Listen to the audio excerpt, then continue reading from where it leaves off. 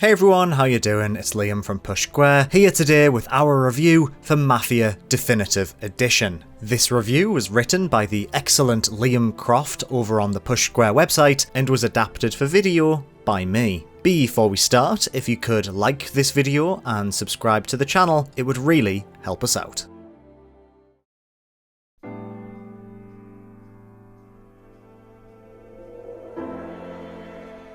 After the complete and utter disaster that was Mafia 2 Definitive Edition, the only way was up for its prequel. Mafia Definitive Edition is a remake of the 2002 original, bringing back the classic tale of Tommy Angelo and his descent into the world of organised crime within the US city of Lost Heaven. And 18 years later, there are many ways in which it does hold up, and a few that prove it doesn't. Die-hard fans of the source text are sure to get a kick out of proceedings, but newcomers may see some of its commitments to realism as a stumbling block. However, when all is said and done, this is still a pretty good game. If anything, Hannah 13 should be praised for developing such an impressively faithful remake. Every cutscene has been painstakingly recreated for the modern era to make the narrative shine, while supporting characters such as Tommy's love interest have been expanded upon to provide more depth. The iconic race is back and better than ever, and yes, the traditionally frustrating mission just before it is much more manageable this time around. That, along with a whole host of other memorable sequences, will make series fanatics feel right at home. This is absolutely the Mafia you remember. There's no better proof of that than the story itself. It's a deliberately slow burn that really lets you embed yourself inside the world of the protagonist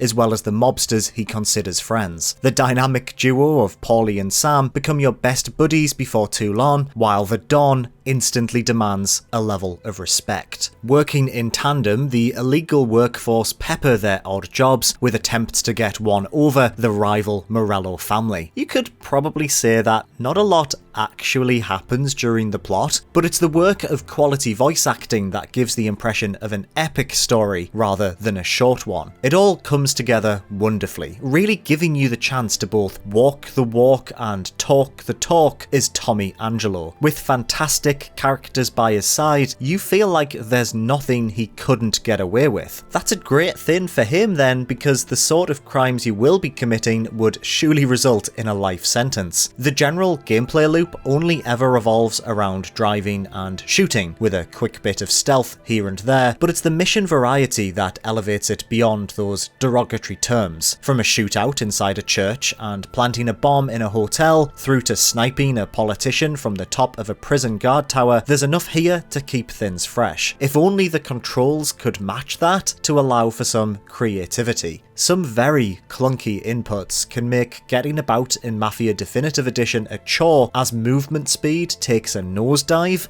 the more you wrestle with it. Tommy controls like a tank at even the best of times, and unfortunately, this also extends to the shooting. A woefully inaccurate aiming reticule is almost always to blame for misplaced shots, but even just getting it to correctly line up with an enemy's head can be a mission and a half. These mechanics have been borrowed from Mafia 3, but even they feel outdated 4 years later. However, that's just a drop in the ocean compared to the awful vehicle handling. Look, we understand that Hannah 13 was attempting to replicate the cars of the time, but there also comes a point where you need to create an experience that's actually enjoyable to play. Mafia Definitive Edition does the former and completely forgets about the latter. Turning circles were apparently hardly a thing back in the 1930s, as automobiles crash into one another more often than a Formula 1 driver. Handling is incredibly stiff, making journeys between missions and any exploration of the city harder than it should be. The remake has also made some small changes to Lost Heaven, but they're purely an option that can be selected at the beginning of a 15-hour playthrough. The police force isn't nearly as aggressive once they give chase. A number of different collectibles can be found in each and every corner to flesh out the world, and new difficulty modes let you fine-tune the experience. Again, though, they're simply here as a choice, rather than the new way to play the game. And as for the visuals, they can be both impressive and inadequate at the same time. Character models, particularly in cutscenes, look outstanding, and so too do some environments, but introduce some greenery on the outskirts of the city, and texture pop-in can be replicated on demand. Although, considering we're working with a city layout nearly 2 decades old, it can be forgiven to a point.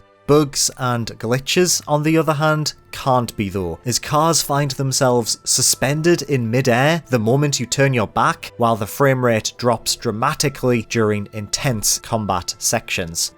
You'll be hard-pressed to find a remake more faithful than Mafia Definitive Edition. It pays a great deal of respect to the source text, with excellent cutscene direction, voice acting, and a cast of characters you can't help but fall in love with. The game definitely shows its age with frustrating controls and awkward vehicle handling, but the next story beat is enough of an excuse to continue pressing forward. Mafia Definitive Edition's narrative and everything that comes with it holds up to this day, and it's one still worth revisiting even if you know it like the back of your hand.